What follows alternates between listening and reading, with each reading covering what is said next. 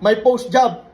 Alam nyo ba na kaya nila ginagawa yan dahil kulang na talaga sila sa rider. Hindi naman nila gagawin yan kung hindi kulang sa rider. At alam nila yan at alam nyo yan na marami nang naglipatan sa Joyride dahil sa post job na yan, samahan pa ng rating system. Wag na wag ninyong lukuhin yung mga rider dahil matatalino yung mga yan.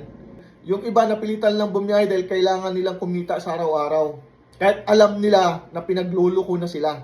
Tingnan yung mga nangyari ngayon. Daan-daan yung naglilipatan sa Joyride simula pa nung nag-offsite onboarding kami.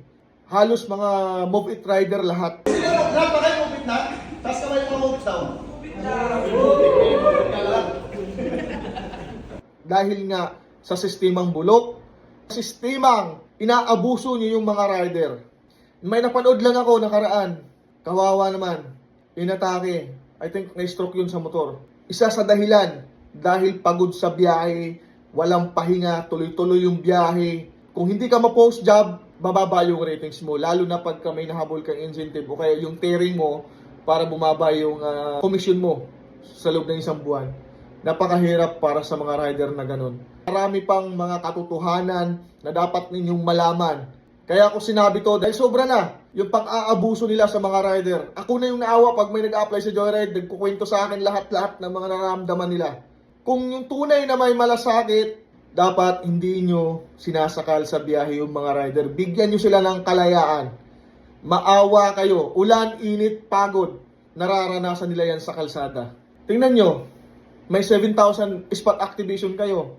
Wala nang gaano nag-apply. Malaki na yan, 7,000, pero wala nang gaano nag-apply. Di ba kayo nagtataka? Dahil alam na ng karamihan mga rider kung paano nyo sila niloloko. Nung una, yung 5,000, maraming hindi nakakakuha. Yung sa 7,000 spot activation nila, 2,500, I think, yung unang mamakuha. Yung 4,500 o yung ilang natira, kailangan mong bumiyahe para makuha mo yun. Discarded ha?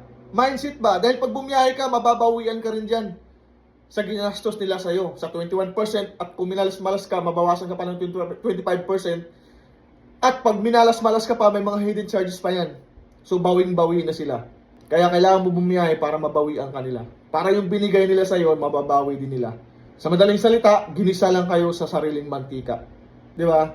Puro kayo kalukuhan. Ang dami-dami nyo na nag-iiyakan. Sobrang dami nyo na.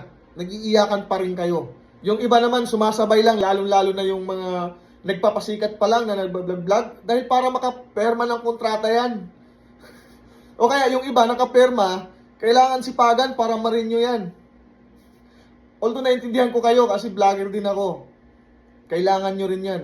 Sideline nyo yan.